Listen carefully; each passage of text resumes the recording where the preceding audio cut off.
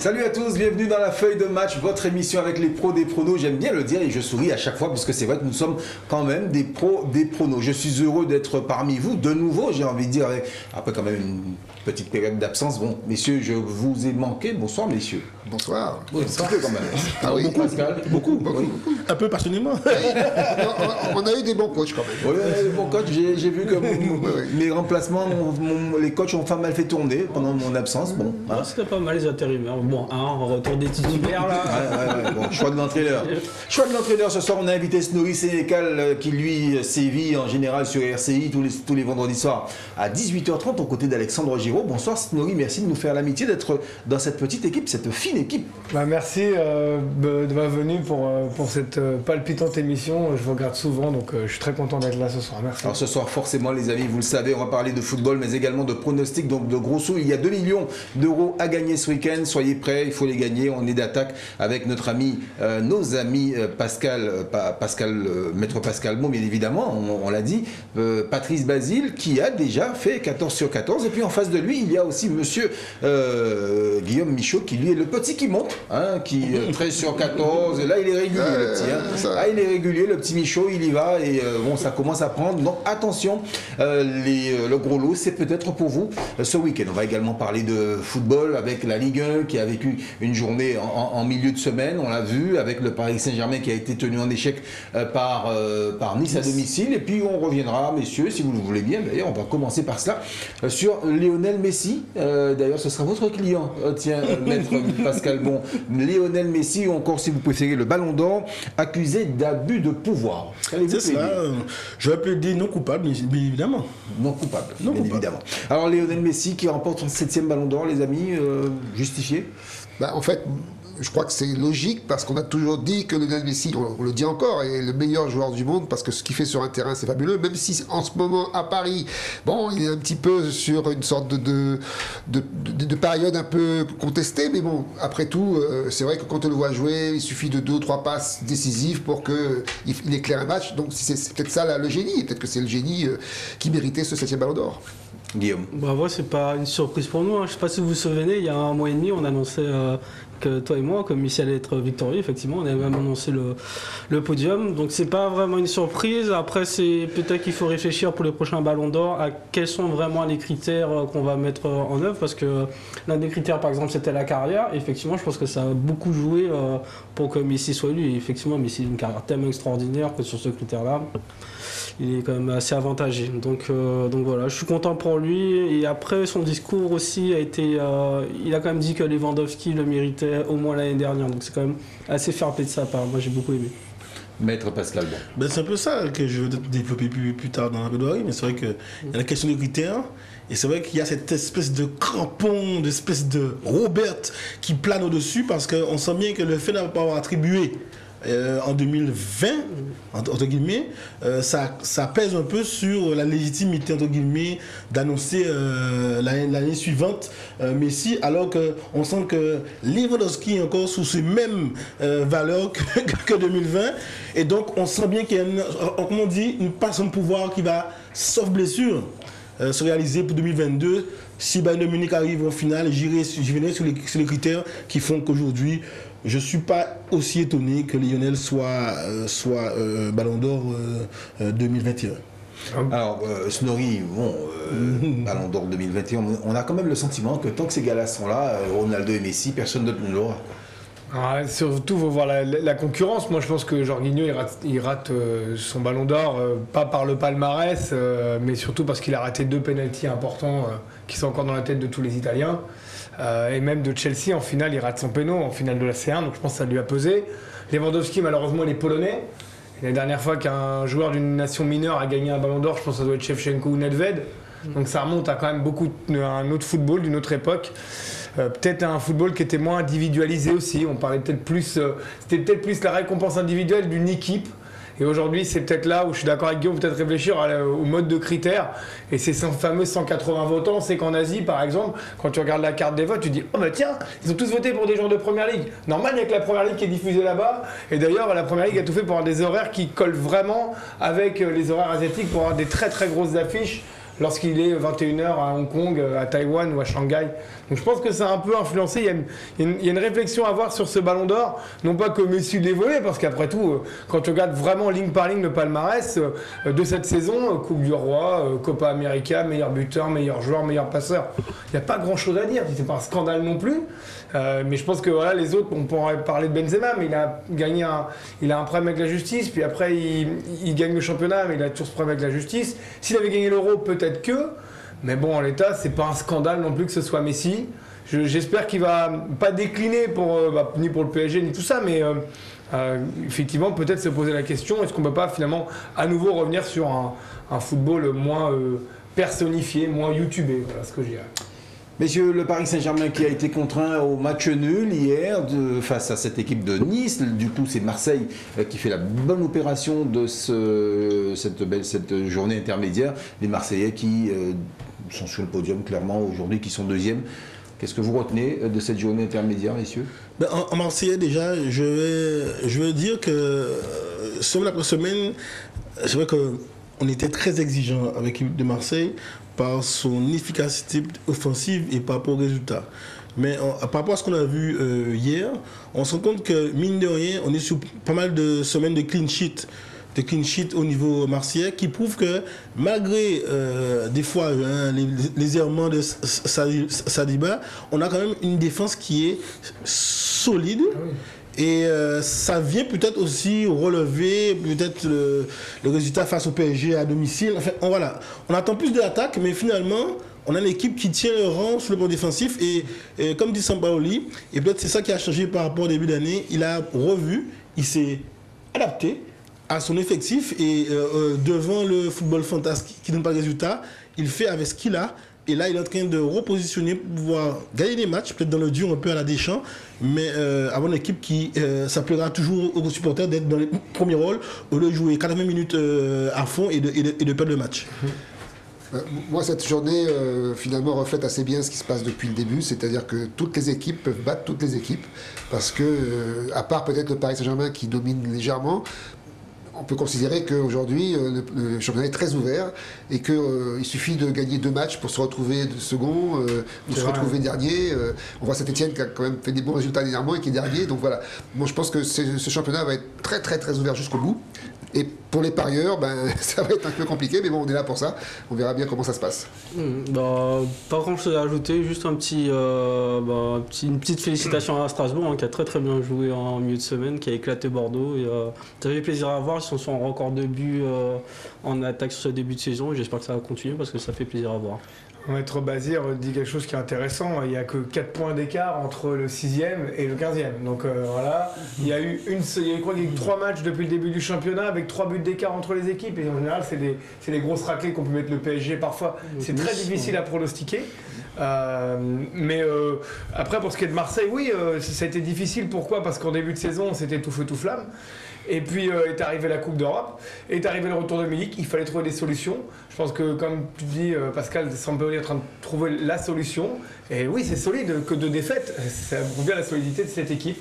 Et pour Strasbourg, 31 buts. Ils sont avec 31 buts, deuxième meilleure attaque du championnat. Le premier, c'est le PSG, c'est normal avec 35 buts. Mais ça montre que cette équipe, sous Julien Stéphan, s'est révélée très très prolifique. Alors, question pour Patrice Basile. Le Paris Saint-Germain progresse, ne progresse pas? C'est grave, docteur? En fait, le problème du Paris Saint-Germain, on l'a tous vu, c'est que c'est une équipe qui joue au ralenti. C'est-à-dire que chaque fois, les équipes qu'elle rencontre courent quasiment beaucoup plus qu'elle. Donc je crois que Nice a couru 20 km de plus en tout que Paris. Donc ça veut dire que Paris joue, mais n'est pas, encore une fois, suffisamment consistante pour exprimer tout le talent qu'elle devrait exprimer. Voilà, tout simplement. On parle du mois de février, le miracle du mois de février. Moi, si j'étais eux, je commencerais déjà à préparer dès maintenant à voir. Parce qu'ils espèrent, t'entends beaucoup de supporters dire « Mais t'inquiète pas, on démarre au mois de février, comme le Real Madrid à l'époque des Galactiques. » Mais le Real de Madrid, quand ils ont commencé à jouer comme ça, ils en avaient déjà 2 dans la besace ces 2 années d'après. C'est pour un 3e, un 4e, ils ont commencé à faire ça. Ça peut être le cas pour des joueurs comme Ramos qui a 35 ans, mais peut-être Messi aussi. Mais c'était quand même mieux d'avancer avec des certitudes, un maximum de certitudes. Aujourd'hui, le PSG impressionne, mais ne fait pas si peur que ça par rapport. On regarde tous les matchs le week-end, on regarde tous les matchs européens, et on a en tête au moins 5 équipes qui jouent mieux au ballon, alors qu'on aimerait que le PSG soit dedans. Plus que 5. Je pense qu'il y a un peu plus que ça. Et puis Basile est gentil quand il dit que PSG allait gagner outrageusement. Il y a eu beaucoup de situations, beaucoup de matchs où ça a été, on va dire, comme dit, le petit coup de chance du champion, enfin du mec de la Baraka, parce que là encore, Dolberg, s'il la met, est-ce qu'ils n'auraient pas justement réagi? C'est ça leur force au PSG, ils prennent un but, bon bah ok, tu m'énerves, attends, à la limite. Je mets mes crampons pour de vrai, j'enlève les moulets, je te sors les vissés, je te dégomme. Et c'est vrai que comme il a dit, 20 km de différence. 2 joueurs en plus. La calculé, c'est 2 joueurs, parce qu'un joueur, c'est entre 8 et 6 km par match. Mais 2 joueurs qui font rien.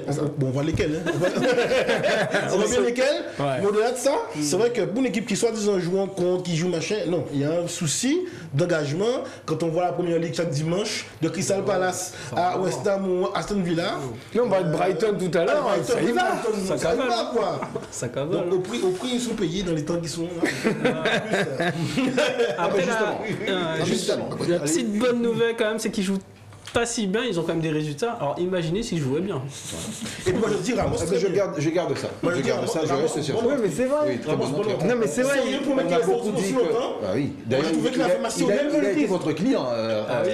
monsieur, bien Vous sûr. l'avez bien défendu. Mais même eux le disent, même les joueurs disent, Messi l'a dit à Marca, pour l'instant on n'a pas encore trouvé le truc, mais dès qu'on va trouver le truc, ça va être mortel. Et c'est vrai que quand tu réfléchis, le jour où ils vont trouver la formule, ça devrait dépoter pas mal. Peut-être que la formule ne va pas être retrouvée par Pochettino.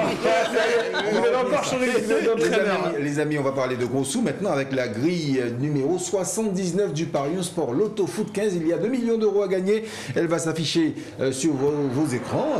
2 millions d'euros, ce n'est pas rien. Et elle est à valider avant dimanche 5 décembre à 9h55 ici en heure locale. Bordeaux-Lyon, Nice, Strasbourg, Monaco, Metz, Lorient, Nantes, Reims, Angers, Montpellier, Clermont, Manchester United, Crystal Palace, Tottenham, Norwich, Leeds, Brentford, Aston Villa, Leicester, Borussia Mönchengladbach contre Fribourg, Levante, Osasuna, Celta Vigo, FC Valence, Sampdoria de Gênes, Lazio de Rome et Juventus de Turin, Genoa. Voilà pour le programme de ces matchs et on va commencer par le premier, si vous le voulez bien. Nori, notre invité. Nous allons donc débuter cette nouvelle grille, messieurs, et Bordeaux-Lyon. Bordeaux-Lyon. 2 équipes décevantes, je pense qu'on est tous d'accord. C'est ça, Bordeaux-Lyon, premier match de cette grille. C'est ça, 2 équipes décevantes qui ne sont pas au rang auquel leur effectif ou leur standing devrait normalement les amener à être. Moi, il y a un truc qui m'embête, je vais mettre tout de suite, j'annonce tout de suite la couleur, je pense que Lyon va réagir. Non pas que Lyon est super, mais Lyon ne sait pas vraiment faire le jeu, mais par contre Lyon peut être correct en contre. Bordeaux va devoir faire quelque chose. Faut quand même retenir que Bordeaux c'est 0 victoire au mois de novembre, c'est la pire défense de Ligue 1, mais c'est tout de même la 8e attaque. Donc c'est une équipe qui arrive à mettre des buts, mais je pense plutôt mettre Lyon parce que depuis que Paul Bess et Koscielny ne sont plus là, la défense centrale part à volo côté Bordeaux. Donc ma préférence pour les Lyonnais. Petite infographie, est-ce qu'on peut l'avoir? On va demander ça à Bruno, donc bien évidemment en régie. Voilà la petite infographie avec l'historique des 122 confrontations entre ces deux formations. Lyon qui était vaincu face à Bordeaux depuis le 3 novembre 2018. Les Bordelais n'ont plus gagné en championnat, il faut le savoir, depuis le 31 octobre de cette année. Je parle de cette année, ils n'ont plus gagné en championnat et Snorri l'a dit, ils n'ont pas eu de victoire au mois de novembre. Donc 44 victoires pour les Lyonnais, 41 pour Bordeaux et 37 matchs nuls. Maître Pascal, bon, votre pronostic? Il ne va pas différer de celui de Snorri. Je pense que dans ce match-là, entre deux qui viennent perdre, parce qu'on a le recul de la journée d'hier, je vois mal Lyon répéter 2 fois cette prestation calamiteuse. Bon, ils se sont fait aussi doucher à la 90e minute. Bon, il y a eu une bonne réaction quand même sur un bel enchaînement de Toto Ekambi. Je ne sais pas. Je pense quand même que Lyon va l'emporter à l'extérieur. Je vois mal aujourd'hui, malgré le peps du pronostic qui rapporte. un Bordeaux remporter la gagne à domicile. En tout cas, moi, je ne vois pas Lyon l'emporter, Patrice Bazile. C'est ce que je viens de dire à l'instant, c'est-à-dire qu'en fait, on est dans une situation où on ne peut même pas imaginer encore qui va dominer qui, parce que les deux équipes sortent d'une grosse déconvenue, on peut le dire. Hein. Et Lyon, c'est vrai que depuis le début de l'année, malgré un effectif quand même qui est assez pléthorique, n'arrive pas à trouver la bonne carburation. Alors, est-ce que c'est le problème de l'entraîneur? Est-ce que c'est le problème des joueurs?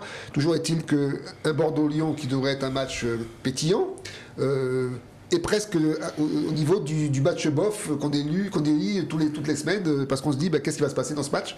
Alors c'est vrai que je dirais, bon, allez, a priori, Lyon va quand même réagir. Là, je pense que Olas va commencer à s'énerver, et que quand Olas s'énerve, en général, ça bouge. Donc je pense que ce match-là, ils vont le gagner, mais à quel prix, je ne sais pas. Tout à fait, je pense que ça va être un match disputé. Bordeaux, comme vous le savez, quand Bordeaux joue à domicile, je mets souvent un nul, là ça va être le cas.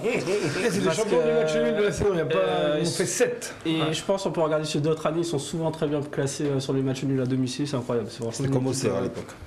Exactement. Et de l'autre côté, Lyon, on ne sait pas trop comment ils vont réagir, donc j'ai préféré assurer et mettre la couverture là-dessus et imaginer éventuellement une victoire de Lyon à l'extérieur, en sachant que Lyon, ils sont 10e, mais attention, ils ont un match en moins, donc ça peut être un peu trompeur. Puis ils sont à 7 points du podium, c'est pas encore décroché. Voilà, et je pense qu'ils visent vraiment au moins les 3 premières places, donc faut pas non plus s'excuser. Il faut qu'ils s'y mettent. Mais ils sont un peu schizophrènes parce qu'ils font un super parcours en Coupe d'Europe en fait, et ils n'arrivent pas à répéter les mêmes efforts. T'as peu l'impression de voir la même équipe. Il y a du monde, il y a Dembélé qui croit qu'il va Toko, comme t'as dit. Toko et Kambi, Paqueta qui est extraordinaire. Enfin, ils ont une très bonne équipe. Pour l'instant, ça ne prend pas. Messieurs, match suivant, match numéro 2, nous partons à Nice, exactement. Nice qui reçoit cette fois Strasbourg, après avoir tenu en échec les Parisiens. Eh bien, les Niçois reçoivent Strasbourg qui a fait une belle prestation justement face à Bordeaux. Ça sent pour moi le match piège pour des Niçois. Pour des Niçois qui ont été battus par Strasbourg. D'ailleurs, l'an dernier, à la même époque, effectivement, Nice avait été battu par Strasbourg. Et ça, pour moi, ça encore une fois, ça sent le match piège. On va regarder tout à l'heure l'historique des rencontres entre ces deux formations. Maître Pascal Bond, votre pronostic. Si piège que moi j'ai mis ma couverture complète sur ce match-là. D'habitude je choisis les matchs avec des grosses équipes. Je me suis dit non, sur ce match-là, on a Strasbourg qui marche très bien. Et puis moi, dimanche, je vais essayer de répliquer la tête fouettée d'Ayoke sur le 5e but, moi, bien placé, clinique. C'était extraordinaire après les périodes d'absence, parce qu'il était privé des terrains, et malgré qu'il soit le meilleur buteur de Strasbourg. Un Strasbourg qui marche bien, donc ça veut dire qu'il y a une défense qui tient aussi. Et en face, on a Nice qui doit se reprendre. On a ce transfert de Montpellier qui fait le bonheur de Nice. On a un très bon entraîneur aussi, qui sait galvaniser les troupes. Donc, pour moi, ce match, il est vraiment indécis. J'ai mis ma couverture complète. Déjà, là, on a un match, on a une opposition entre deux super entraîneurs qui sont Galtier d'un côté, dont je n'arrête pas de faire l'éloge, et effectivement Julien Stéphan qui a fait de ce Strasbourg une équipe très performante cette année, qui réussit des cartons, donc avec des joueurs comme Ajor qui s'est révélé sous sa direction. Et donc je pense que Strasbourg-Nice, ça va être un beau match, à l'inverse du premier, où ça va être assez pétillant. Et je crois que Strasbourg réussit assez bien quand il joue à Nice. Donc moi je dirais que au vu des résultats de Strasbourg ces jours-ci, et peut-être que Nice aussi commence un petit peu à baisser le pied parce qu'ils ont fait beaucoup d'efforts, je pense que je vais miser sur Strasbourg. Je pense que je vais mettre Strasbourg gagnant parce que Strasbourg à Nice souvent réussit. Est-ce qu'on peut voir la petite infographie avec l'historique des rencontres entre les deux formations, entre Nice et Strasbourg? Elle s'affiche sur vos écrans. Regardez bien, 37 victoires pour les Niçois, 30 pour les Strasbourgeois et 20 matchs nuls. Il y a eu 87 confrontations entre les deux formations.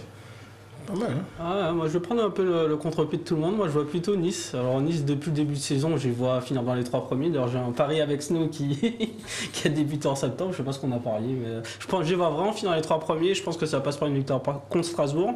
Strasbourg c'est une très bonne attaque, mais d'un côté quand on regarde Nice, défensivement c'est impressionnant. Le match contre Paris, Benitez il fait des arrêts extraordinaires. Sur les 5 derniers matchs, ils prennent pas plus d'un but.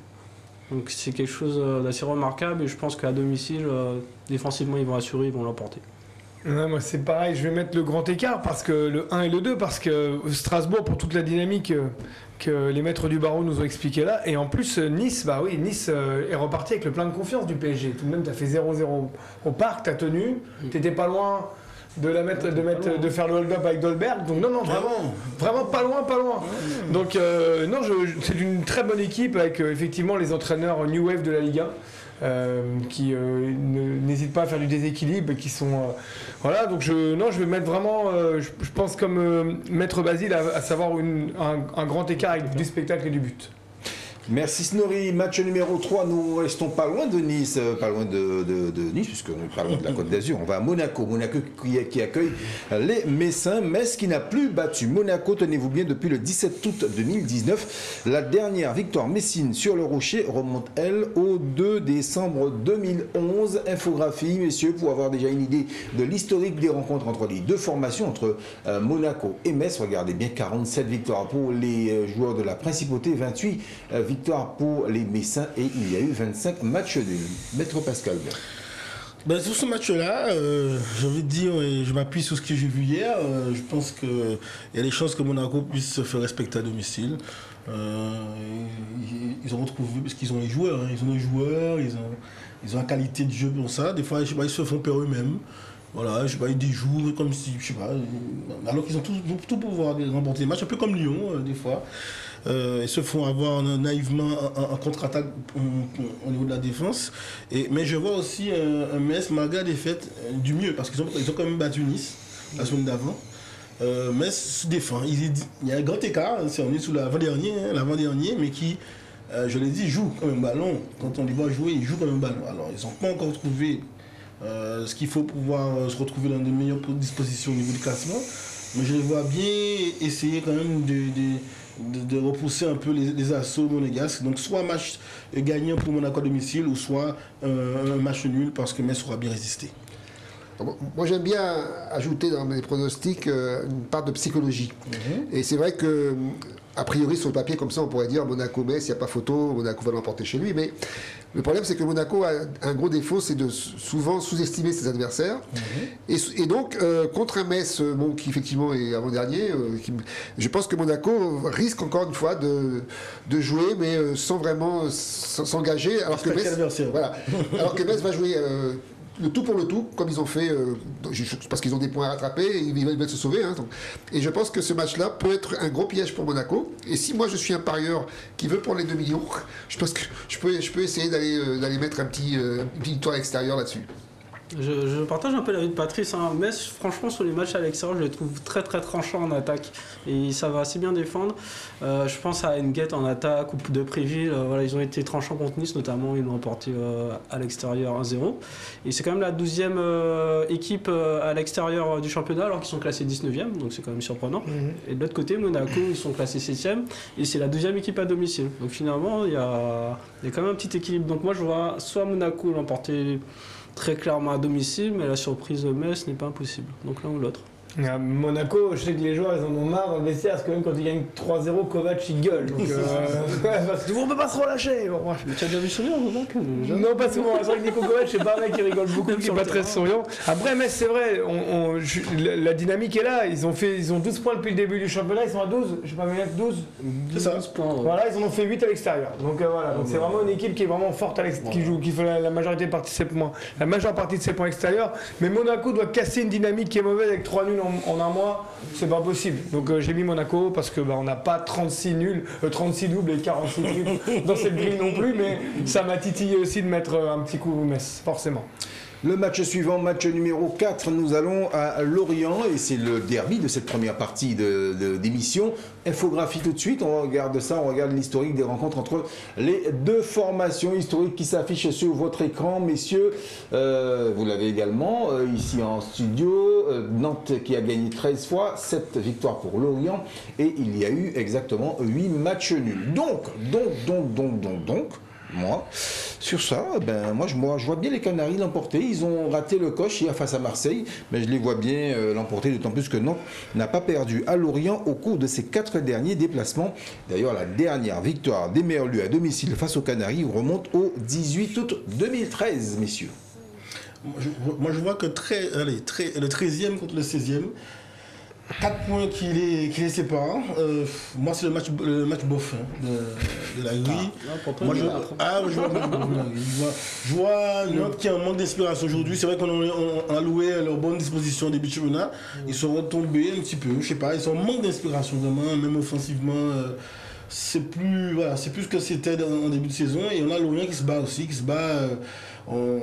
qui sait jouer, mais en même temps, même à domicile, fait pas trop peur. Donc moi je vois plutôt un match bof où Lorient va essayer de pas en prendre. Et donc un piètre match nul. C'est vrai qu'à une époque, ce derby breton aurait été passionnant parce que c'était deux équipes qui marchaient bien. Et puis finalement, Lorient n'a pas gagné depuis presque 10 matchs, je crois. Donc il y a un problème qui se passe dans cette équipe. Ils ont perdu contre 3 dernièrement.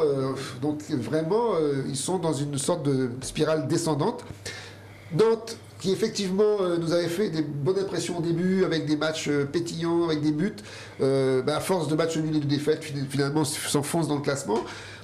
Mais je continue à faire confiance à Comboiré. Je pense quand même que sur ce match-là, Nantes va réagir parce qu'ils n'ont pas eu de chance sur certains matchs. Donc je pense qu'ils vont gagner ce match parce que ils ont déjà un football beaucoup plus enthousiaste que ce que Lorient, et ils méritent probablement plus que Lorient de gagner à l'extérieur. Et moi je suis curieux de voir le match, c'est vrai que c'est une sorte de mini derby, je ne sais pas combien de kilomètres il y a, mais ça reste à l'ouest de la France. Lorient, ils sont sur une très mauvaise dynamique, ils ont perdu notamment des derbys contre Rennes, contre Brest, enfin voilà, c'est pas forcément la joie. Mais j'y crois un peu quand même, parce que je me dis qu'en termes de qualité, l'effectif il est quand même pas si mal que ça à Lorient. Ils ont des moufiles orientés en attaque, des jeunes joueurs, je pense, assez talentueux. Et Nantes en déplacement, c'est pas toujours forcément extraordinaire. Donc j'étais parti sur un nul. Et comme c'est un derby, je me dis pourquoi pas Lorient avec l'aide du public pourrait l'emporter. Donc victoire à domicile ou le nul. Alors moi je sais qu'au début décembre il fait pas très bon en Bretagne et que le terrain va pas être facile, va pas être très praticable, donc je sais pas si les artistes du milieu de terrain l'orienté comme Abergel ou Enzo Lefebvre vont pouvoir faire des miracles. Nantes est un petit peu en panne mais c'est pas gravissime après un début de saison plutôt canon. Il y a toujours Ludovic Blas qui peut toujours tuer n'importe qui n'importe quand. Il est en forme là. Il y a Colomboigny qui est vraiment qui pèse sur les défenses. À Lorient il y a un truc qui m'inquiète, il n'y a pas Le Moine qui est quand même une garantie, il n'y a pas Morel et il n'y a pas Le Goff, ça fait quand même beaucoup, donc je suis resté sur un match nul sur un terrain de piètre qualité en début de décembre en métropole avec moins 3, moins 4 degrés. Voilà. Avec de la grève. Ouais, je l'ai vu comme ça en fait. Voilà. Bon temps bien breton. Voilà. Match numéro 5, on part dans l'est de la France, là aussi il va faire très très froid avec ce Reims-Angers à domicile. Reims est invaincu face à Angers depuis 7 matchs. La dernière victoire angevine remonte au 23 mars 2008. On va regarder d'ailleurs l'infographie qui va s'afficher sur vos écrans. Et c'est valable pour vous également ici en studio. Messieurs, regardez bien, il y a eu 24 victoires pour les Rémois, 19 pour les Angevins et 15 matchs nuls. Au total, 58 confrontations entre les deux formations. Moi, je vois bien Reims ne pas l'emporter pour le coup. Eh bien, moi, je vois bien les Reims l'emporter. Non, peut-être pas. Non, je pense qu'aujourd'hui, dans la dynamique par rapport au classement, je vois encore hier, Angers joue bien ballon, ça continue. Bon, ils ont fait un match nul, je crois, de partout. 2-2 contre Lens. Mais chaque fois, ça a été. Pas hier, c'était ce week-end. Angers, ils ont perdu contre Monaco. Mais c'était ce week-end qu'ils ont fait le 2-2 avec l'ouverture du score de Bouffal et tout ça. Voilà, c'est ça. Et puis il y a Baoken, voilà, tout ça. De l'autre côté, moi je vois bien un match très ouvert. Ce ne sera pas un match bof, moi je trouve. Ce sera un match intéressant. Et peut-être un match nul ou une victoire extérieure d'Angers. C'est vrai que Reims, qui vient de battre Lyon quand même, chez lui, arrive à faire des beaux résultats. Et puis ils ont surtout un bon joueur qui s'appelle Ikitike, qui est très très très très très bon, très remuant et qui marque des buts. Lyon peut t'en donner des nouvelles. Voilà. Et c'est vrai que contre Angers, qui est une équipe on connaît bien le jeu, etc. C'est vrai que c'est le match typique du match nul. Donc a priori, je serais partant aussi pour un match nul parce que je pense que les deux équipes vont vraiment jouer un match un petit peu de défense et que je ne suis pas sûr que l'une arrive à l'emporter sur l'autre, donc je vais match nul pour ce match. D'accord, faut croire qu'on fait de la télépathie parce que j'arrive au même résultat. Match nul pour moi, je reprends l'expression de Patrice, c'est mon match bof. Reims, ils ont beau avoir gagné Lyon, ça ne m'impressionne pas plus que ça, surtout à domicile. Et puis Angers, ils ont fait un bon début de championnat, mais bon, ils retournent un peu au milieu du classement. Donc bon, voilà, match nul clairement pour moi. Ouais, écoutez, je vais pas vous surprendre. En plus, j'ai vu que Bernardoni était blessé, donc bon, ça fait quand même, c'est quand même quelqu'un d'important dans la défense angevine. Mais l'équipe de Batik, après avoir surjoué, est rentrée dans le rang, mais reste une équipe assez solide, donc j'ai mis le match nul aussi. Le match nul, c'est le mot qui est le plus souvent revenu pour cette dernière rencontre de la première partie de cette émission. Je rappelle qu'il y a 2 millions d'euros à gagner dimanche prochain sur cette grille numéro 79 du Parion Sport Loto Foot 15. Validation avant 9h55. On se retrouve juste après la pause.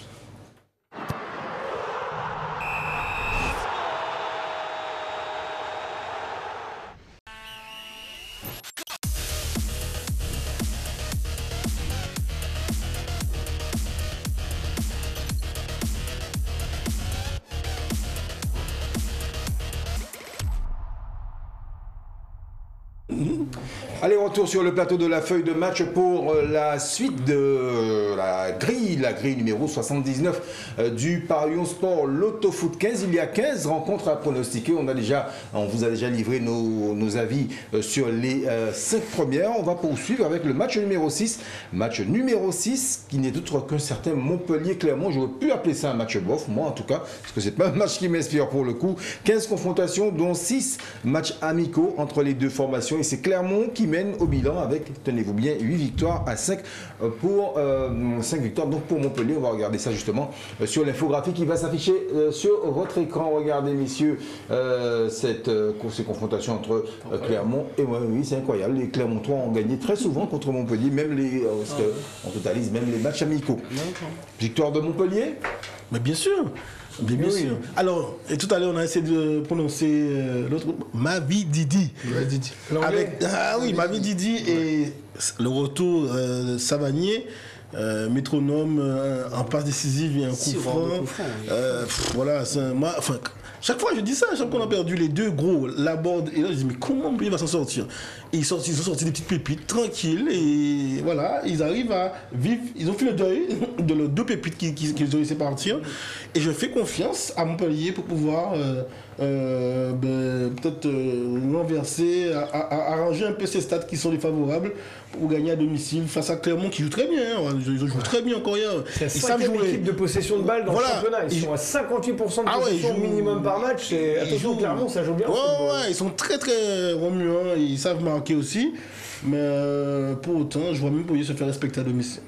Oui, je suis un peu d'accord avec Pascal. C'est vrai que Montpellier... de toute façon, il y a deux Montpellier. Il y a le Montpellier quand il y a Savanier qui joue et le Montpellier quand il n'y a pas Savanier. Et comme Savanier revient, je pense que Montpellier va retrouver son efficacité offensive, surtout contre un Clermont. Alors, c'est vrai que Clermont joue très très bien. Malheureusement, ils sont limités par l'effectif. D'autant plus que là, ils vont jouer 2 matchs dans la même semaine et ça, ils n'aiment pas. Donc je pense qu'effectivement, il n'y a pas photo sur ce match-là, contre un Clermont qui va être fatigué, qui aura vraiment déjà un match dans les jambes et qui a fait beaucoup d'efforts depuis le début de la saison. Je pense que Montpellier va l'emporter sans problème et David Didi, je pense aussi, va leur faire du mal. Alors moi je veux un peu répéter ce que j'ai dit la semaine dernière, c'est que Clermont ils jouent bien au foot, notamment à l'extérieur, mais ça peut leur jouer des tours en fait. Je pense qu'en Ligue 1, se déplacer, quand tu te déplaces, il faut quand même être un minimum solide. On l'a vu quand ils ont joué contre Nice, ils menaient et puis finalement ils se sont fait rattraper parce qu'ils n'ont pas fermé le jeu. Et je pense que ce qui leur pend au nez un peu contre Montpellier, c'est une bonne équipe, ils peuvent marquer sur coup de pied arrêté assez facilement, mener 1-0. Clairement on va essayer de revenir, ils vont se prendre des contres et voilà quoi. Je pense pas qu'ils ont... C'est pas leur genre de match en fait. Ce genre de match ils ont du mal à gagner. Donc victoire de Montpellier. Moi j'ai un petit chouchou à Montpellier, c'est Florent Mollet. Je crois que c'était Bayo. Non, à Clermont, il y a Bayo, bien sûr. Ouais, à Clermont, Bayo j'aime beaucoup, mais Flo Mollet, voilà, dans l'idée de ce que disait Pascal, c'est bien ça, c'est qu'en fait ils ont réussi. Mavi Didi avait un peu de temps de jeu avant, mais pas beaucoup, et là maintenant il est titulaire indiscutable. Bon après c'est sûr que Valère Germain, pour l'avoir eu à Marseille, on sait que ça n'allait pas être aussi prolixe que Laborde ou que Delors, ils le savaient, mais ils arrivent tout de même à trouver des solutions. Savanier a pris encore plus le jeu à son compte. compte. Et avec ce trio-là devant, avec Mavididi, le petit Germain, et puis ils restent très performants. La majeure partie des points de Montpellier, c'est à domicile. Donc je pense que Clermont va passer la trappe, le 1 pour la victoire de Montpellier. La victoire de Montpellier, c'est sur ces mots de Snowy que nous refermons la page Ligue 1 de cette grille numéro 79. On va ouvrir une page anglaise avec les 4 prochaines rencontres. La première d'entre elles, la rencontre numéro 7, nous propose un certain Manchester United contre Crystal Palace. Il faut savoir que Crystal Palace reste sur 3 matchs sans défaite et surtout 2 victoires d'affilée face à Man U qui s'est imposé aujourd'hui donc face à Arsenal sur le score de 3-2 avec notamment Cristiano Ronaldo qui a inscrit son 800e but en carrière. C'est pas mal. Moi, je vois bien, en tout cas pour le coup, victoire de part et d'autre, puisque Manchester, c'est assez inconstant, et ils peuvent perdre là où on ne les attend pas. Donc, ils peuvent gagner contre Crystal Palace, mais à mon avis, ils peuvent aussi perdre. D'ailleurs, on va regarder l'historique des rencontres entre ces 2 formations. C'est tout de suite. Regardez, messieurs, sur l'écran, 10 victoires, c'est ça, 30 victoires, pardon, pour Man U, 8 pour Crystal Palace, et il y a eu 11 matchs nuls entre les 2 équipes. Maître Pascal. Mais écoutez, je dirais, normalement, il y a la jurisprudence de la Grinta d'une nouvelle entraîneur qui arrive sous le banc. Le permis de travail est arrivé. Ralph Rangnick arrive, il sera là sous le banc pour la confrontation à Crystal Palace. Une équipe qui est très proche au classement. Voilà. Il y a quelques années, on ne pourrait pas en dire autant, mais je pense que les joueurs ont à cœur de pouvoir faire un accueil. Man U qui possède quand même 3 points de plus ce soir. C'est ça. Ils ont 21 points avec la victoire contre Arsenal. Exactement. Donc avec la confiance qu'ils ont pu engranger avec cette victoire contre Arsenal, parce que c'est une équipe qui joue bien en ce moment à Arsenal, je pense que face à Crystal Palace, sauf surprise, sauf hold-up de Crystal Palace qui sait en faire. Néanmoins, Vieira sait faire ça, Patrick Vieira sait faire ça. Il sait faire des coups sur un match où il nous sort un match. Attention quand même, je vois quand même Manchester l'emporte à domicile. Ouais, il remonte à la 7e place et Cristiano Ronaldo qui a inscrit un doublé ce soir donc, pour cette équipe de Manchester United. Encore une fois, a priori, on pourrait se dire que là encore, la logique devrait être respectée, que la meilleure équipe devrait gagner, mais n'oublions pas une chose, c'est que Man U, c'est un même problème que Lyon, c'est-à-dire qu'ils sont capables de faire des matchs superbes comme des matchs nuls, des matchs sans résultat positif. Même Pogba avait dit une fois, mais je ne comprends pas ce qui se passe, pourquoi on n'arrive pas à tenir le résultat, bref. Et puis, Crystal Palace, n'oublions pas, effectivement, comme c'est Vieira qui est entraîneur, c'est un battant, et je pense qu'ils vont bien préparer ce match, et je pense qu'ils vont donner du mal à Man U et peut-être créer une surprise. Alors, moi, j'ai pas pris de risque, j'ai mis mon triple là-dessus, parce que c'est vrai que ce match-là peut être déterminant dans la grille. Il y a 2 millions d'euros, n'oublions pas, et que sur ce genre de confrontation, une surprise pareille peut payer. Manchester United, pour moi, c'est complètement le paradoxe. Il y a 6 mois, ils jouaient bien au foot avec Solskjaer. C'était pas forcément beau à voir, mais c'était solide. Et surtout, mentalement, c'était très costaud. Ils se faisaient des fois mener 2-0, ils retournaient les matchs, c'était impressionnant. Bizarrement, Ronaldo arrivé, il marque énormément de buts, il fait du bien à l'équipe. Et là, dans le jeu, c'est beaucoup moins bien. Alors, je sais pas ce qu'il inhibe les autres joueurs, je sais pas ce qui se passe. Et bizarrement, Solskjaer est parti. Je trouve le match contre Chelsea était quand même pas mal. Ils ont tenu en étant costaud défensivement pendant plus d'1 heure, ils ont même mené, ils se sont fait revenir au score au moment où Ronaldo est revenu. Donc je ne sais pas ce qui se passe psychologiquement dans leur tête. C'est assez étonnant. Mais malgré tout, je vois Manchester gagnant sur ce match-là parce que je me dis qu'avec le départ de l'entraîneur, je sens un peu plus libéré quand j'ai vu le match contre Chelsea. Ils étaient un peu plus concentrés, voilà, ils jouent un peu plus pour les fans, les supporters et pour le club. Et je pense qu'ils feront pareil contre Crystal Palace. Et puis Rangnick a dit qu'il voulait pas forcément dégager totalement Michael Carrick, qu'il voulait le garder dans son staff. Donc ça veut dire qu'il veut garder quand même des gens de la maison, du Sérail Manu. Ça va être une nouvelle expérience pour le druide, le génie allemand.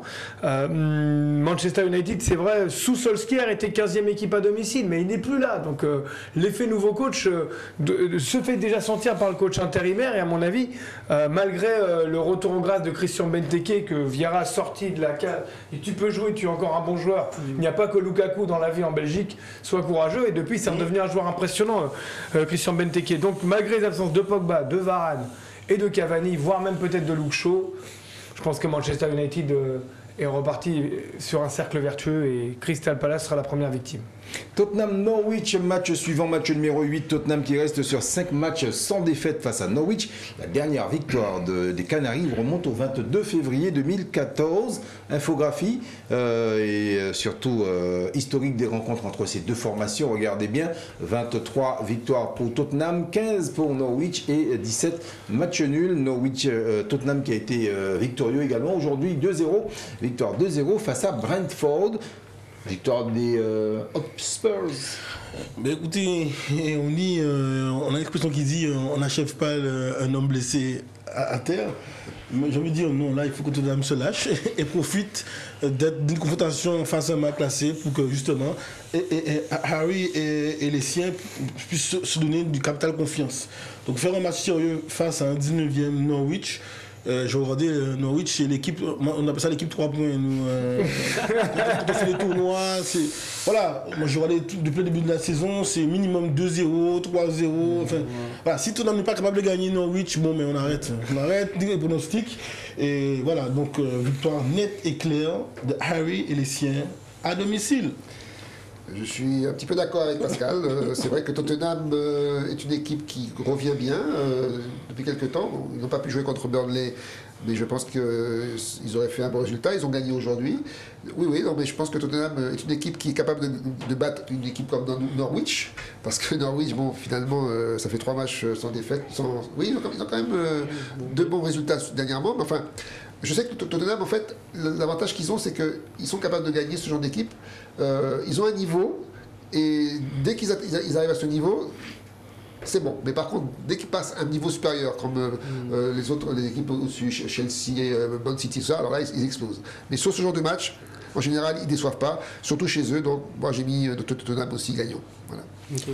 Moi, j'ai fait un pari sur Conte. Je pense que son arrivée va vraiment apporter du bien. Comme il est arrivé à Chelsea il y a quelques temps, il est arrivé à Chelsea, il est monté comme une équipe qui avait permis d'être champion à l'époque. Alors, ils seront peut-être pas champions Tottenham, mais je les trouve pas mal en termes d'état d'esprit. Je vais féliciter les joueurs à la fin du match. Je trouve que c'est vraiment pas mal.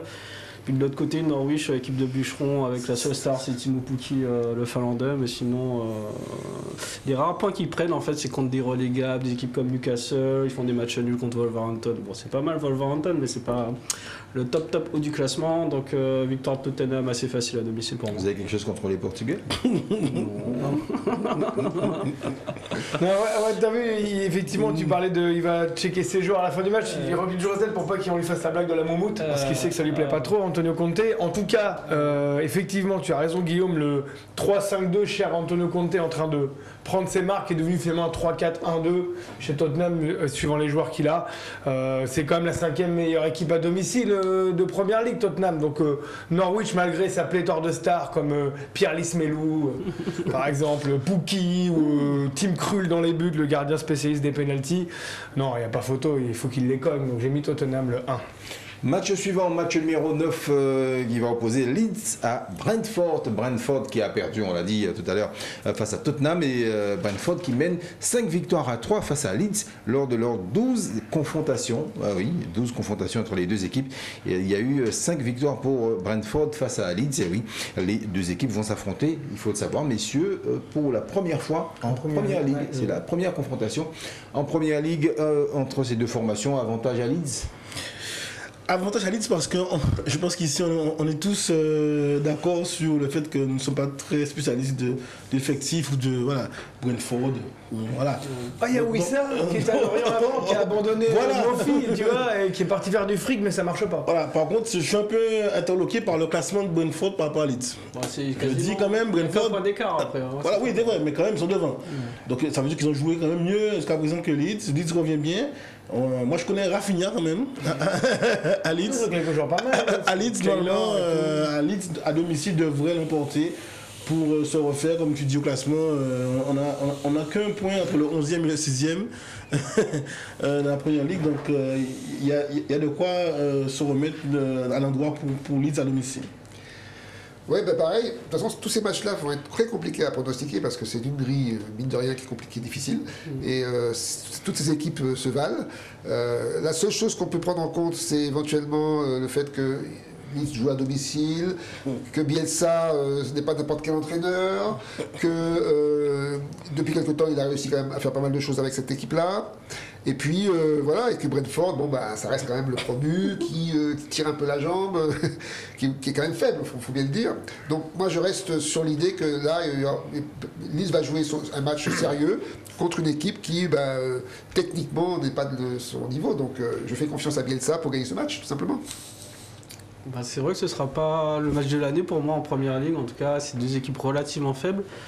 Là où je pense que ça fera la différence, c'est le fait que Leeds accueille. J'ai vu des matchs de première ligue le week-end dernier. Accueillir un adversaire, c'est vraiment un gros avantage parce que le public est revenu et il y a de nouveau une ambiance. Et il y a des matchs, notamment à Liverpool. La saison dernière, Liverpool à domicile, c'était catastrophique. Cette année, c'est extraordinaire. Donc, moi, je vois Leeds gagner uniquement parce qu'ils seront à domicile. Moi, j'ai mis la victoire de Leeds qui ne va pas bien, mais je suis surpris. Calvin Phillips qui a fait un super euro avec l'Angleterre est toujours dans cette équipe. Mais que fait-il? Qu'est-ce qui se passe, Il est Calvin bon en plus. Hein. Réveille-toi, mon gars, parce que tu as fait un euro incroyable. Comment ton équipe peut être 15e? Après, il est un peu seul, c'est vrai. Avec Rafinha, ils sont pas très nombreux. Brentford est blessé aussi, ça joue. Hein. Alors, ouais, alors mais Leeds, j'ai regardé, Leeds c'est au complet. Par contre, Brentford, il va leur manquer Fosu Mensah, il va leur manquer Zanka et Ager le Danois. Et j'ai vu qu'ils jouaient, ils avaient donc le fameux Wissa qui joue à Lorient l'an dernier, qui a abandonné le pauvre Mofi pour beaucoup d'argent, mais ça marche pas trop. Donc j'ai mis le 1, la victoire de Leeds, mais j'ai mis comme le match nul parce que Brentford, comme disait Maître Bon, c'est pas un hasard s'ils sont pas relégables justement. Allez, match numéro 10, Aston Villa à Leicester. Leicester qui a remporté son dernier déplacement chez les Villains. Regardez l'infographie et l'historique des rencontres qui va s'afficher sur vos écrans. Regardez bien, messieurs. C'est compliqué, mais il y a eu 26 victoires de Leicester, 20 pour Aston Villa et 20 matchs nuls, justement, entre les deux formations. Moi, c'est là où je vais placer mon triple. Parce que je trouve que c'est un match quand même assez équilibré et où, voilà, tout peut arriver. Effectivement, comme on dit, il arrive à pas mettre plusieurs triples, donc moi j'ai mis mon skip ailleurs, et là j'ai mis un grand écart sur ce match-là. Pourquoi? Parce que déjà j'aime bien le petit duel Steven Gerrard, Brendan Rodgers. Hein, c'est quand même du charisme, il y a de l'aura dans l'air de Skinner, et puis de chaque côté il y a des atouts. Il y a le Zambien qui joue à Leicester, Dakar.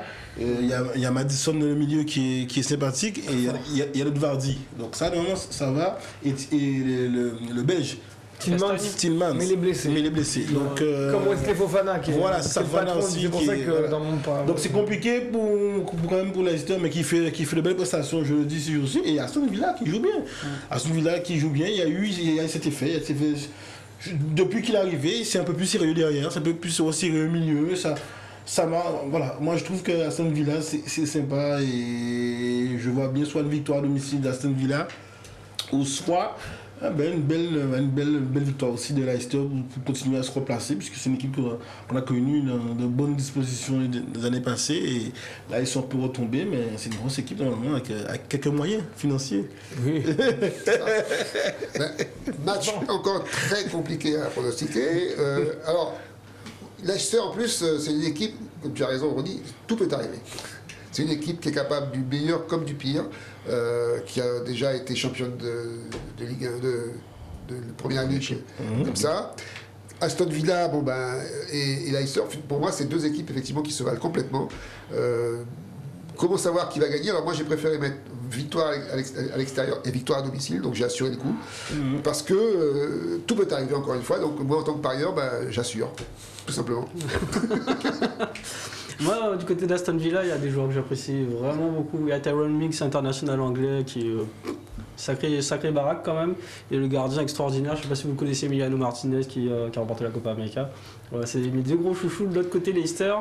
Leicester, c'est une équipe sur les dernières saisons. Il y a des périodes, ils gagnent tous leurs matchs. Ils peuvent taper City, Liverpool, tout ce que vous voulez. Et peut-être 2 mois après, il suffit qu'un joueur qui se blesse et ça descend. Ils étaient d'ailleurs classés pendant très longtemps 4e l'année dernière. Et au moment ils ont craqué. Ouais, dès que Vardy est en panne. Dès que Vardy est en panne et que les transmissions sont un peu moins bien au milieu et qu'à un moment aussi Maddison était absent, ça se passait moins bien. Donc voilà. Et en ce moment, j'ai vu le dernier match de Leicester, ils étaient tellement incroyables entre Maddison et Vardy, notamment la connexion entre les deux. Même sans Tillmans, ça fonctionne. Et quand ils sont comme ça, ils peuvent battre tout le monde, ils peuvent battre Aston Villa. Donc j'ai mis victoire de Leicester pour le coup. En fait, je pense que justement, il y a de ça un mois, j'aurais mis Leicester les yeux fermés, parce qu'à l'extérieur, c'est probant. Vardy est déjà à 9 buts, il reste sur 2 nuls et une victoire à l'extérieur. Donc, mais là, c'est Steven Gerrard qui va rencontrer son ancien coach, Brendan Rodgers, et malgré les absents, justifie ou non, parce que Bertrand Traoré pourrait jouer, mais Gerrard est trop gros. Va à l'équivalent de Merano en Angleterre, je sais plus comment ça s'appelle. Donc Bertrand Traoré va maigrir un petit peu. Il dit t'as intérêt de plus vite. Il n'y a pas Dannings quand même, qui est un joueur important pour Villa. Et il n'y a pas Leon Bailey. Donc j'ai mis un match nul parce que je pense que Gerrard justement sait tenir des résultats. Et à défaut de gagner contre Leicester, Aston Villa ne perdra pas. Mais le point fort, Guillaume, j'ai oublié, Watkins. Oh, c'est pas mal, ouais, Tous les dimanches, il y a but de Watkins. Alors, ça nous appelle match nul ou perdre, mais il y a but de Watkins. C'est peut-être le pari à ce week-end. Messieurs, I close the door. Ben oui, je ferme ce soir le championnat anglais. On va shut the door. On va retrouver tout à l'heure nos amis allemands. On va commencer la dernière partie avec le championnat allemand. À tout à l'heure.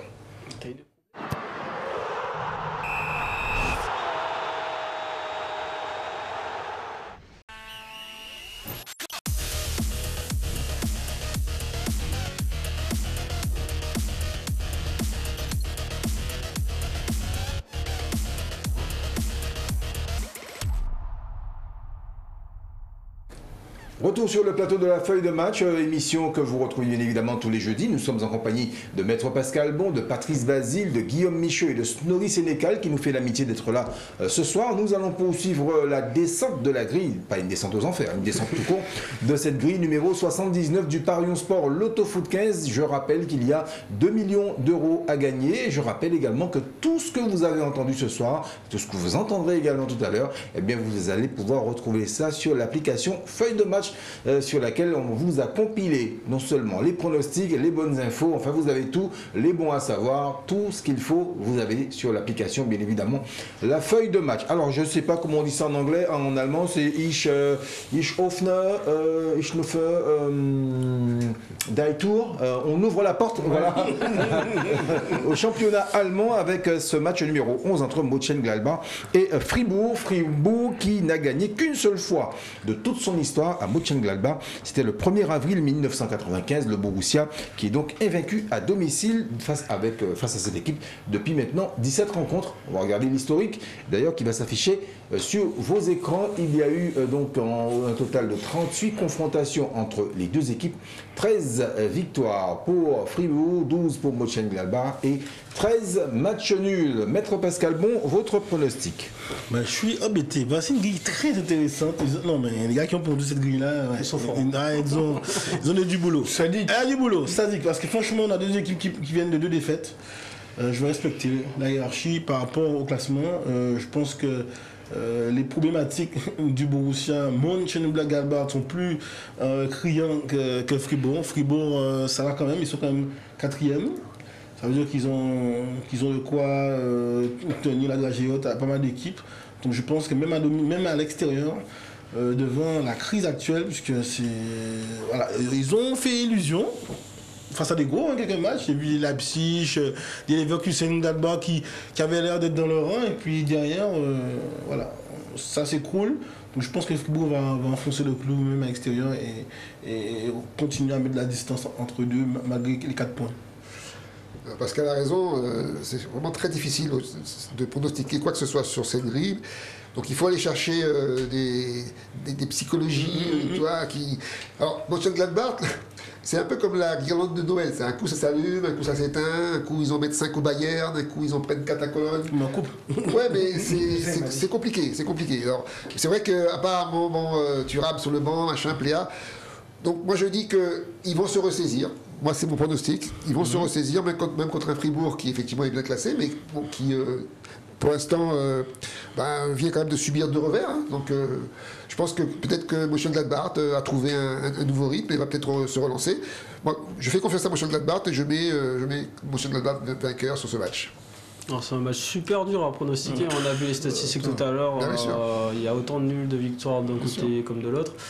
Il n'y a que 4 points qui les séparent, en sachant que Fribourg avait fait un bon début de saison et ils ont un peu dégonflé au fur et à mesure que la saison avançait. Et Borussia Mönchengladbach, voilà, c'est pareil, des fois ils en mettent 4, des fois ils en prennent 4. Donc là-dessus, je pense que ça va être tout ou rien des deux côtés. Donc soit victoire à domicile, soit victoire à l'extérieur pour n'importe laquelle des deux équipes.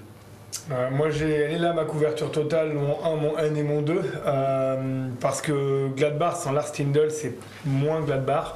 Je pense qu'il y a une embrouille entre l'entraîneur et Marcus Thuram, le fils de Lilian. Je pense que c'est un joueur qui, mine de rien, était important, qui donnait de la grinta. On l'a vu l'an dernier en Champions League, il tentait des choses.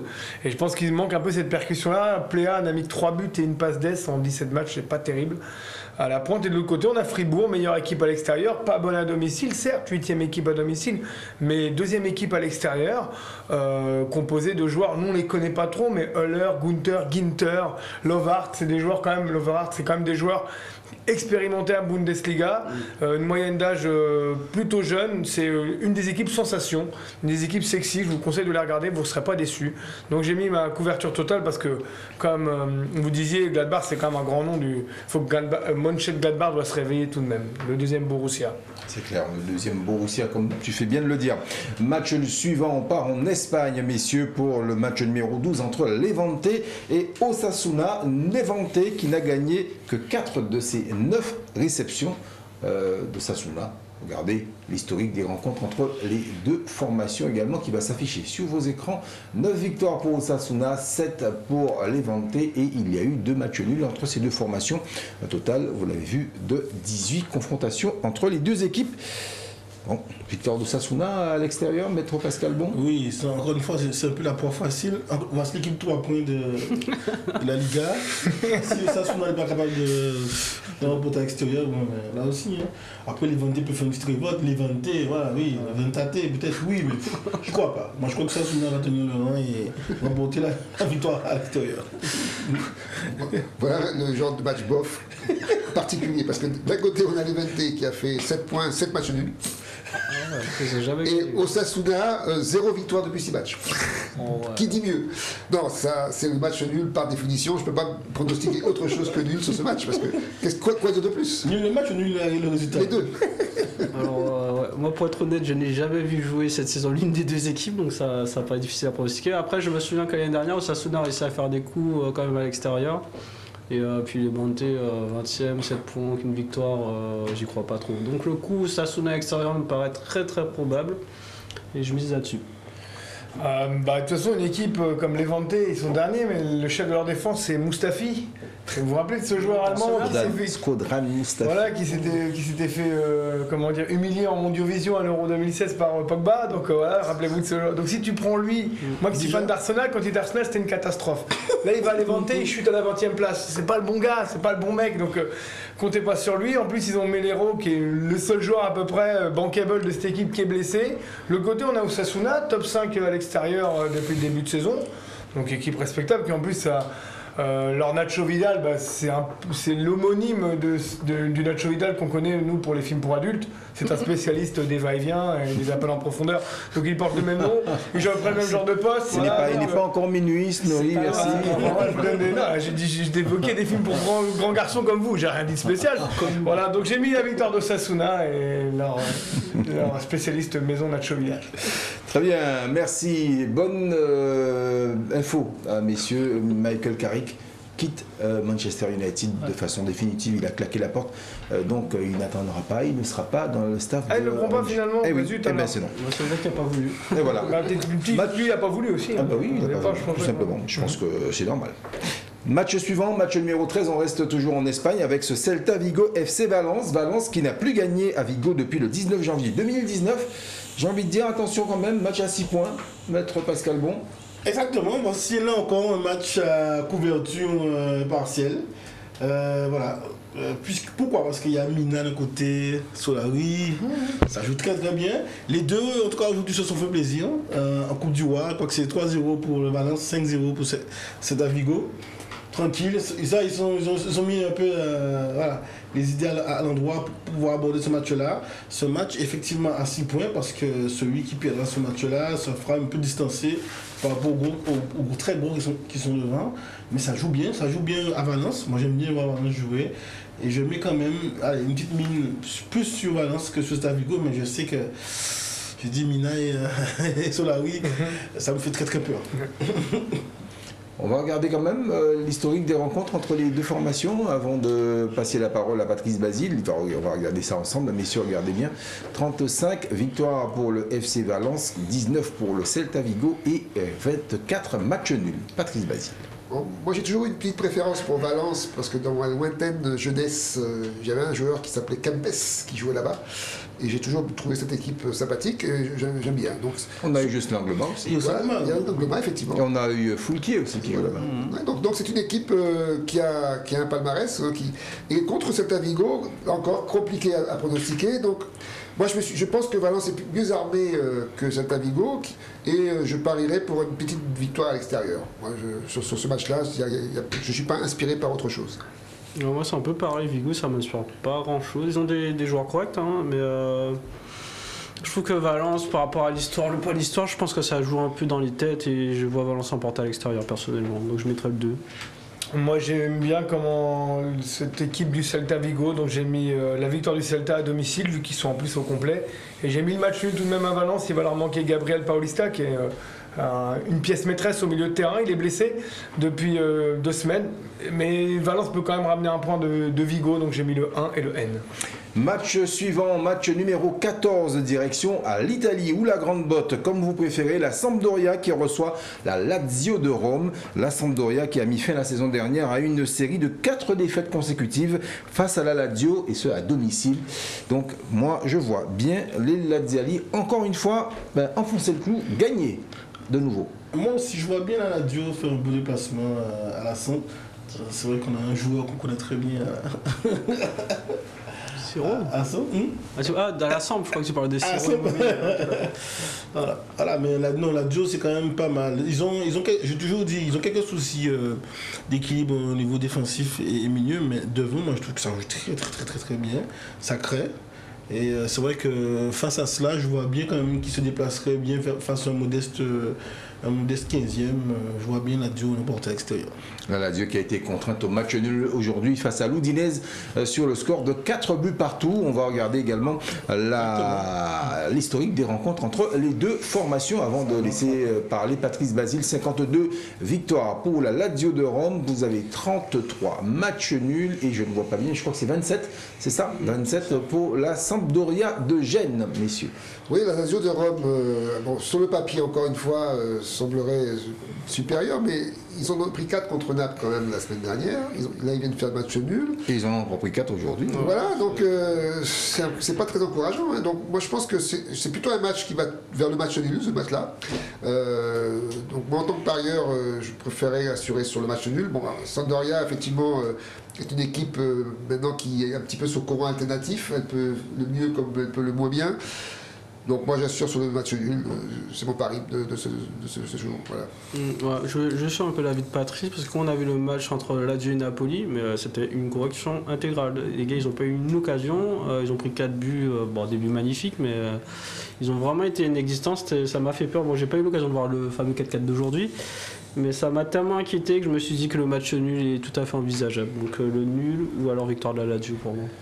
Donc oui, Lazio favori, forcément, mais avec un Luis Felipe suspendu, une Sampdoria qui aime bien accueillir les gros. J'ai donné un grand écart pour ce match, malgré l'absence de Damsgaard qui avait fait un bel Euro, côté Sampdoria, côté génois, mais j'ai mis le 1 et le 2. L'Udinese qui a mené quand même 2-0, puis 3-1. Donc finalement, 4 partout, c'est un moindre mal pour les Laziali. Messieurs, match numéro 15, dernier match de la grille, Juventus de Turin qui reçoit le Genoa. 5 victoires consécutives pour la Juventus de Turin. On a dit ça, on a tout dit. Hein. Je pense que c'est bon, on a bouclé la boucle. priori, match facile pour les Juventinos, c'est ça? On va regarder ça, regarder un peu. Regardez, c'est largement, donc très très largement dominé cette historique par les joueurs de Turin avec 61 victoires contre 15. Donc, oui, pour Chamègre affamé. C'est vrai que ça a l'air très très déséquilibré. Genoa n'a rien montré contre Milan hier. C'était très compliqué. Moi je suis fan du joueur Shevchenko. Bon, c'est compliqué en tant qu'entraîneur, qui fait que c'est l'effectif qu'il a. Il arrive à un moment, on va leur dire bon les gars, dans le mois et demi, on va scoltiner Milan, la Roma et la Juve. Exactement. Préparez-vous, serrez les fesses. Ouais. Donc voici une Juve qui semaine après semaine, à part un petit déconvenu, se refait un peu et retrouve un petit peu son allant avec Dybala, tout ça, et les siens qui ils sont assez structurés quand même. Je pense que Genoa aura du mal, même si on ne sait pas, hein, peut-être que je dis Shevchenko peut trouver une petite solution pour pouvoir les contrer, pour glaner match nul, mais je vois bien quand même la Juventus l'emporter à domicile. Oui, sur le papier, Juventus Turin contre Genoa, il n'y a pas photo, mais en même temps, la Juventus en ce moment, c'est pas le top du top. Hein. Ils sont pas en forme olympique, on va dire. Donc, contre une équipe comme Genoa qui va se battre, quand on joue la Juventus en général, on joue le match de sa vie. Hein. C'est comme Paris Saint-Germain quand ils jouent contre n'importe quelle équipe en France, que ce soit Saint-Etienne ou autre, ils ont du mal. Donc, attention à ce match, c'est peut-être un match piège pour les parieurs, c'est peut-être un match où on peut prendre un petit risque, peut-être un petit nul pour assurer la victoire à l'extérieur, enfin à domicile. Et moi c'est plutôt ça que je vais faire, je vais assurer ça parce que je pense que Genoa peut embêter la Juve qui n'est pas forcément très inspirée en ce moment. Et même s'ils ont gagné contre Salernitana dernièrement, mais ça traîne un peu les pieds. Donc moi je mettrai une victoire à domicile et le nul. Et c'est vrai qu'il y a deux défaites qui ont fait tâche un peu à la Juve, c'est la défaite contre Bergame à domicile et le fameux 4-0 encaissé à Stamford Bridge, ça fait très mal. Avec Del Piero qui se lève et qui dit Allegri, mais que cosa fatto? Qu'est-ce qu'il a fait là? C'est quoi le mec?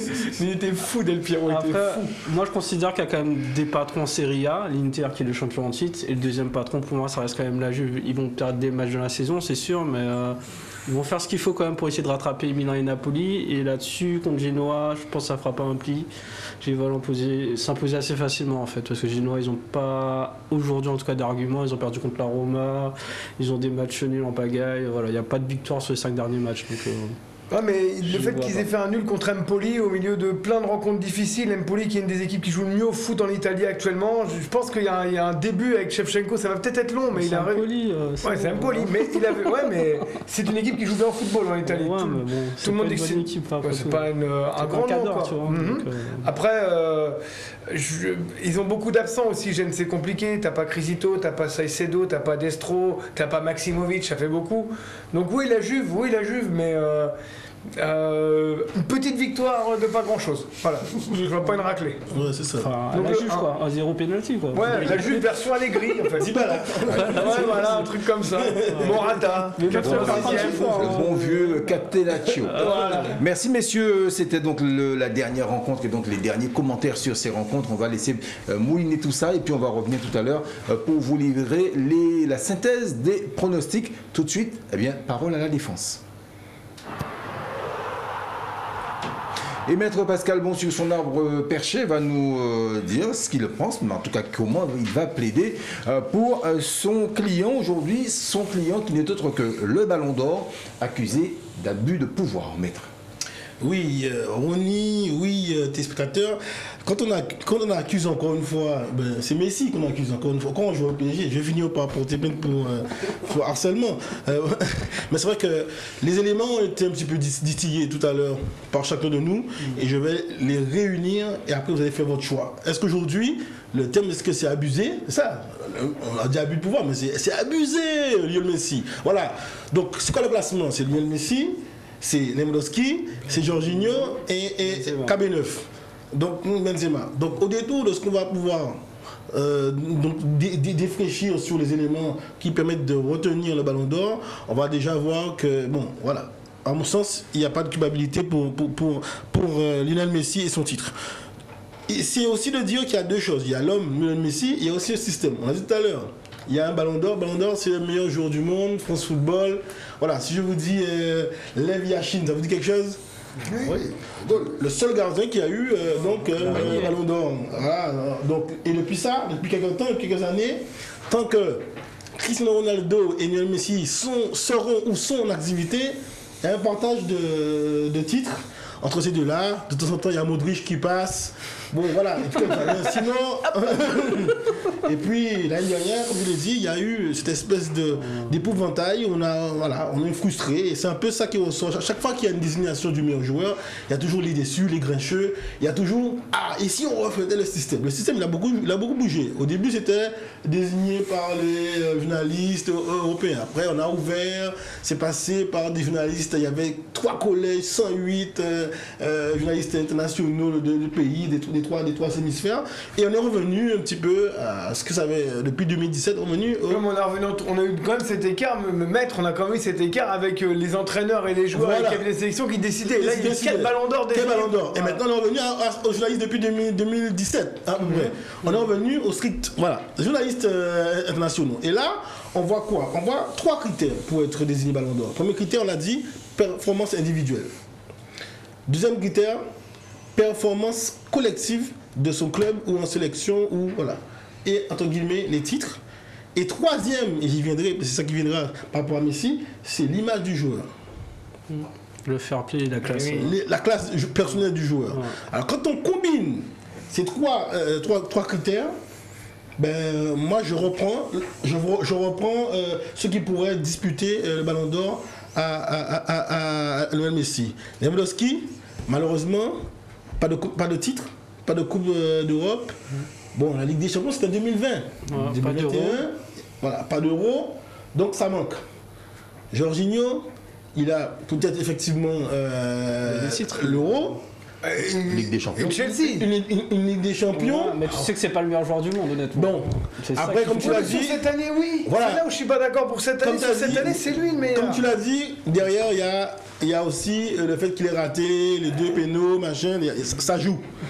Et il y a aussi KB9. KB9, je pense qu'il y a aussi la problématique de l'image qui est venue, parce qu'au niveau stade, compagnie, bon, laisse tomber, c'est pas de souci.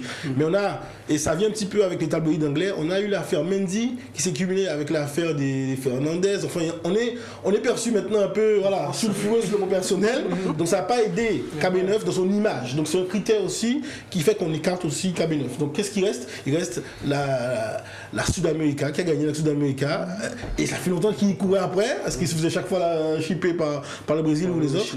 Et il y a Messi. Et donc Messi, à mon sens, quand on combine ces 3 critères-là, mérite ce ballon d'or. Et je l'ai dit, en même temps, lui-même, il a dit dans son discours, très fair play, on sent bien cette passation, on sent bien que derrière, alors peut-être qu'on pourra discuter sur le fait de encore peut-être modifier les critères, ou qui vote, pour pouvoir améliorer l'aura de cette distinction qui vient à côté du soulier d'or et tout ça. Mais en tout cas, sur ces critères-là, aujourd'hui, je vois mal, tant que, en tout cas, puisqu'il a il a 1 an de plus que Ronaldo, tant qu'il sera à ce niveau-là, ça sera compliqué. Mais si le Bayern revient, parce qu'il est polonais, ça, on ne peut rien y faire. S'il jouait en Allemagne, ça aurait été différent, mais le fait qu'il joue en Pologne, ça va être compliqué pour la Coupe du Monde, même 2022. Donc, selon le parcours de Bayern cette année, puisque en championnat c'est extraordinaire, on pense qu'il y aura une passation de pouvoir pour 2022 pour Lewandowski. Sinon, derrière, je ne vois pas Jorginho revenir et je ne vois pas non plus Benzema, des tours peut-être d'une Coupe du Monde, peut-être, ou peut-être le Real Madrid en Ligue des Champions. Mais pour moi, ce classement était correct par rapport à la situation, au détour de ce que nous avons comme critère aujourd'hui. Merci, maître Pascal Bon, Patrice Basile, convaincu. Oui, parce que moi je me réfère juste à l'impression que j'ai quand je vois Messi dans un championnat français. Et le bonheur que ça me procure. Voilà. Même s'il est sur une jambe. Moi j'ai un peu dit, je suis du même avis de Pascal, je l'ai dit un peu au début. Après je rajouterais qu'en 2017 il y a eu une séparation entre le trophée FIFA The Best et le Ballon d'Or. Donc on aura peut-être aussi quelqu'un qui sera pas forcément Lionel Messi, qui sera élu meilleur joueur FIFA The Best. Ça c'est pas impossible. Et le deuxième truc, c'est juste dire qu'il n'y a pas tant d'écart de points entre Lewandowski et Messi, et que ça aurait très bien pu tourner dans l'autre sens. Et qu'il y a 2 ans, c'était un peu pareil entre Messi et Van Dijk. Voilà, sauf pareil, il y avait peut-être 20 points, 30 points, c'était pas grand-chose. Donc il faut aussi un peu resituer un peu les classements et les écarts entre les différents prétendants. Quand je vois le système, je vais vraiment passer pour quelqu'un de chauvin et limite ça se dit pas ce que je vais dire, mais ne le dites pas. Bah non, mais qu'un journaliste sri-lankais ait autant de voix et compte pour une voix, c'est la démocratie corinthienne, le Ballon d'Or. Tous les journalistes de tous les pays ont droit à une voix. Donc c'est-à-dire que t'as Vincent Duluc d'à côté, tu vas prendre, tu vois ce que je veux dire, à côté, tu crois que la Chine devrait avoir 1000 voix, ça n'a pas de sens non plus. Non mais attends, moi ce que je te parle, c'est qu'en fait il y a un ratio pour moi palmarès qui pour moi pèse quand même dans la balance. J'ai rien contre. Si t'es l'Italie, tu peux mieux voter. Ouais, mais attends, en fait finalement t'as l'impression que quelque part, si par exemple tu es la première ligue, on a bien vu en Asie, ils ont voté que pour quasiment c'est Van Dijk qui est sorti premier et Mohamed Salah qui sort premier des suffrages pour tous les journalistes asiatiques à 80%. Ils regardent la première ligue, mais si Lewandowski était parti à City et s'il avait brillé tout feu tout flamme, ou à Liverpool, Lewandowski aurait eu le Ballon d'Or. Donc en fait c'est là où je trouve que c'est un peu déséquilibré, c'est là où pour moi le bas blesse, c'est quand tu regardes là où le championnat majeur est diffusé, en général, fatalement tu vas dire Mohamed Salah, puis je regarde la première ligue et c'est légitime. Et finalement je pense que Lionel Messi il profite de ses 15 ans, 20 ans au top pour dire finalement voilà, je l'ai, c'est pas un scandale. Ça peut paraître, il peut y avoir un peu de vol, mais c'est pas injuste en soi, c'est vrai.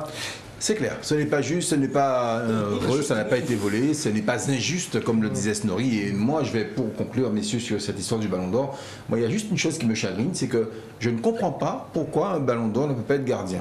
Voilà, c'est-à-dire qu'il y a un classement du meilleur gardien, le meilleur gardien est un joueur de foot, pourquoi il ne peut pas être Ballon d'Or? Bon voilà, qui peut me dire quel est le Ballon d'Or féminin? C'est la joueuse de Barcelone. C'est la joueuse de Barcelone. Alexia. Voilà. Parce que le lendemain, la presse barcelonaise disait il y a Pedri, il y a Messi, il y a les joueurs. Les gars, il n'y a plus d'argent. C'est tout ce qu'ils avaient à dire. Merci messieurs, on va passer à la grille qui va s'afficher dans quelques instants sur vos écrans. Et c'est la synthèse de nos pronostics, grille qui, je le rappelle, vaut 2 millions d'euros pour peu que vous la validiez avant dimanche 9h55 ici en heure locale. C'est la grille numéro 79 du Parion Sport Loto-Foot 15, des pronostics que vous allez pouvoir retrouver également sur l'application La Feuille de Match. Allez, Bordeaux-Lyon, on vous propose tout simplement le N et le 2. Nice-Strasbourg, le 1. Monaco-Metz, le 1. Lorient-Nantes, le N et le 2. Reims-Angers, le N et le 2. Montpellier-Clermont, le 1. Man United, Crystal Palace, le 1. Tottenham-Norwich, le 1 également. Leeds-Brentford, le 1. Aston Villa-Leicester, le 1, le N et le 2. Mönchengladbach contre Fribourg, le 1 et le N. Levante-Osasuna, le 2. Celta Vigo, FC Valence, le 1 et le 2. Sampdoria de Gênes, Lazio de Rome, le 2. Et enfin, Juventus de Turin, Genoa. On est resté sur le 1. Tout cela vaut 96 €, mais ça peut rapporter, je le rappelle, 2 millions d'euros. Mais si on se retrouve jeudi prochain, même heure. On y quand même 2 secondes pour toujours parler des trains qui arrivent à l'heure, parce que pour moi j'ai l'honneur de vous dire que voilà, vous avez un deuxième stade qui est homologué pour la Régionale 1, la Régionale 2 à Saint-Claude, le stade Luxonor. Donc maintenant les Bastériens peuvent profiter au-delà du stade de Rivière des Pères de pouvoir voir des matchs de qualité. Et dernièrement, que ce soit en coupe, on a eu un Nénuphar Signoir et on a eu aussi l'OSC, il faudra se retenir, l'Olympique de Saint-Claude, donc qui joue à domicile. Donc voilà une bonne nouvelle, un terrain qui est homologué de jour comme de nuit, avec des spécificités au niveau de la luminosité, donc pour pouvoir jouer dans de bonnes conditions. Et une excellente pelouse, il faut le dire. Merci. Également. Patrice Basile, allez, la solidarité scolaire dimanche. Ah ben oui. Tous derrière la solidarité scolaire. À 100%, bien sûr. Messieurs. Oui, parce que la solidarité scolaire joue son 8e tour de Coupe de France, match qui devait se dérouler le week-end dernier en Guadeloupe, mais vu les événements, et bien voilà, ils ont traversé l'Atlantique et ils vont affronter l'US Sarre Union, une équipe d'Alsace. Ça va se disputer donc à Évry-Bondoufle et c'est dimanche à partir de 10h. Ils ont joué contre la réserve de Nancy, c'est ça? Pas encore, ils n'ont pas un match amical contre certainement. J'ai entendu ce matin. Parce qu'il fait 0 degré là-bas. Ouais, j'ai entendu Jacques Bailly en parler ce matin, c'est pour ça. Ok. Donc voilà, donc on sera tous derrière la solidarité scolaire. Bien évidemment, merci à Guillaume Michaud. On se retrouve jeudi prochain. Bah, petit coucou à Eddy et Zol, supporters stéphanois, et puis à la semaine prochaine avec les poches pleines, on l'espère. Ils sont bien en chien, nos amis Et stéphanois. n'oubliez pas l'application, c'est très important. C'est très important. Les supporters stéphanois qui sont bien en chien. D'ailleurs, je salue un autre Eddy, comme quoi il n'y a que les Eddy qui supportent la Saint-Étienne. Eddy Planté, que je salue également. Ah, mais en ce moment, il ne parle pas beaucoup de football. Merci à Snorri Sénécal. Merci de m'avoir invité, c'était très sympa. Eh bien, on vous réinvitera avec plaisir. Excellente soirée sur Éclair TV, bien évidemment. Et vous allez voir que ce qui suit va forcément vous intéresser. Et c'est pas ce dont parlait Snorri Sénécal. Merci à vous.